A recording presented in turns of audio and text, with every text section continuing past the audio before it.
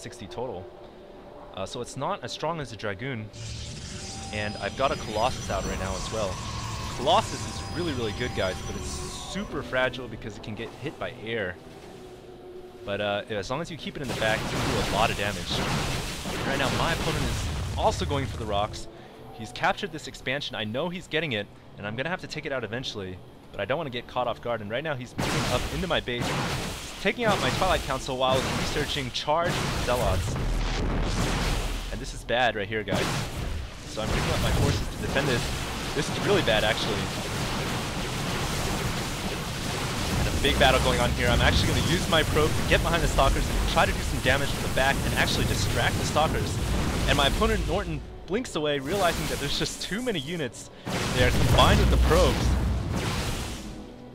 And so that battle, not really a victory for either side. I for sure lost a lot of probes. I think I lost quite a few.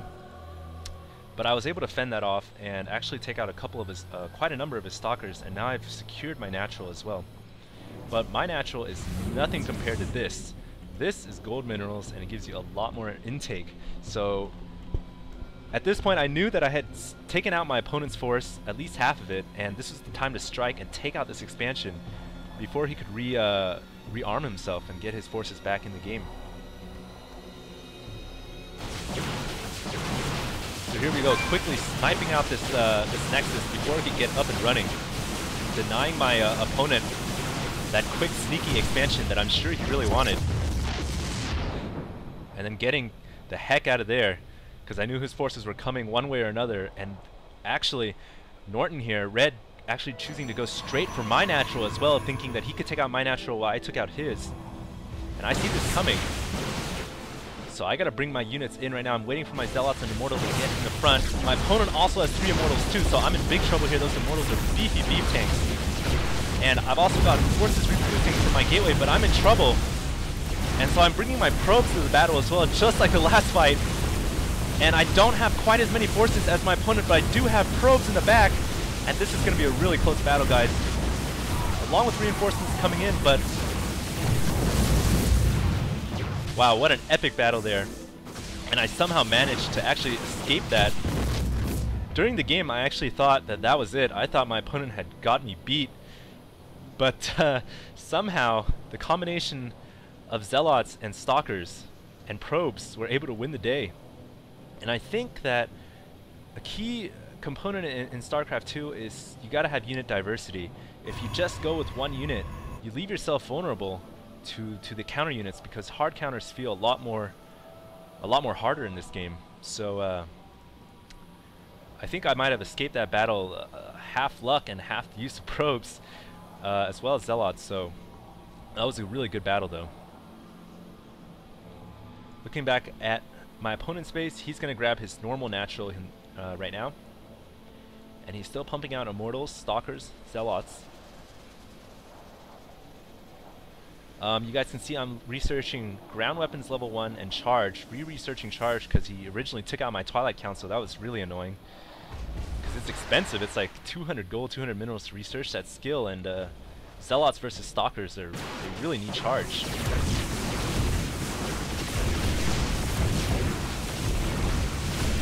So I'm going here for my own gold minerals.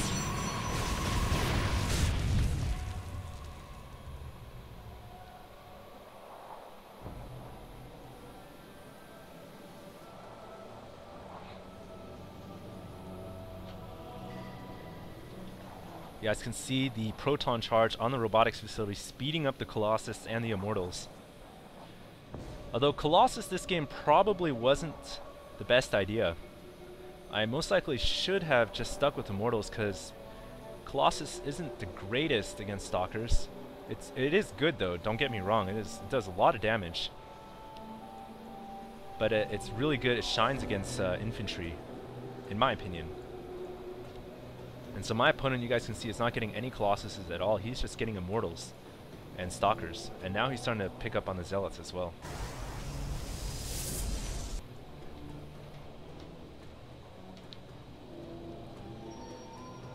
So I'll take this time to show you guys some of the stats while there's no action really going on the map.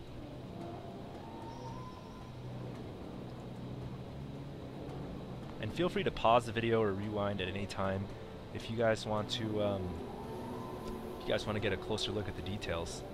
Researching Blink for my own stalkers right now.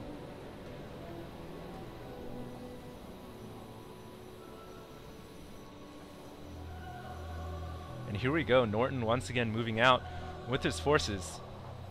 That is a slick backdoor little hole that he has. Pretty tough to maneuver through, but luckily Stalkers and Immortals are not Dragoons, and they're not retarded, so they're able to walk through without too much problems.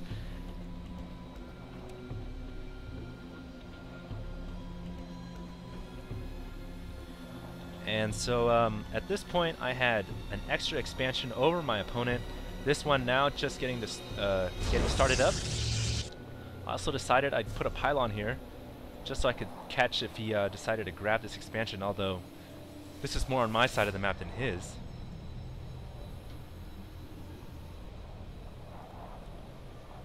And you can see my opponent is getting his own robotics bay, perhaps thinking about going Colossus himself. And here we go. It looks like my opponent might be thinking about moving out. No, he's pulling back.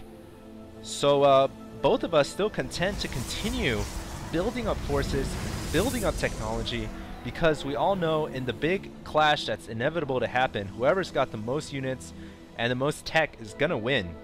And even more now important in StarCraft 2 really, is whoever has the best unit diversity in their army tends to come out on top, because there's a lot more hard counters now in StarCraft 2 than there was in Brood War. So I saw my opponent only had Stalkers and Immortals, whereas I've got more unit diversity. I've got Colossus, I've got Zealots, I've got Immortals and Stalkers as well. So I think when the battle happens, I think that's going to be the turning point.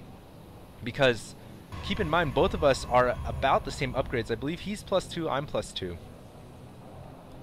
And right now, actually, I'm getting a fleet beacon out because I realized, hey, I've got 4 bases. Why not go for carriers? If ever's the time to go for carriers, now's the time to do it. So we'll see if that happens. And here we go, my opponent actually moving in, trying to get up that ramp. But this is going to be the battle we've all been waiting for, and the Colossi doing tons of damage. Oh man, my opponent focusing down the Colossi first, knowing how deadly they are in big battles. But the damage has been done. Now the Zealots are amongst the fight. And oh wow, his entire force gets decimated. And that's got to be it for him right there. So in that battle, just to go back and analyze that, Colossi were really the turning point. You guys saw how fast that battle ended. And my opponent choosing to go for the Colossi first. And while they do go down quickly, they're still beefy units.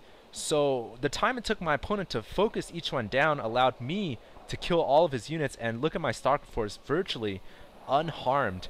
Only really losing a couple Zealots, a couple Immortals, and my Colossi. So, as you guys can see, unit diversity wins the battle. And here we go, raiding his own natural expansion, and my opponent calls GG. So, I hope you guys enjoyed that. That showcased a little bit more of the higher tech units. Unfortunately, we didn't get to see carriers, but this game mainly showed a longer macro style, with big battles, and lots of big battles indeed. And there's a fail blink. And my opponent says greetings to YouTube and leaves the game. So that's pretty much it, guys. I hope you guys enjoyed that game, and look forward for much more games to come, more units, more different races, different strategies, and higher tech, bigger battles. So thanks a lot for tuning in. HG Starcraft, signing out.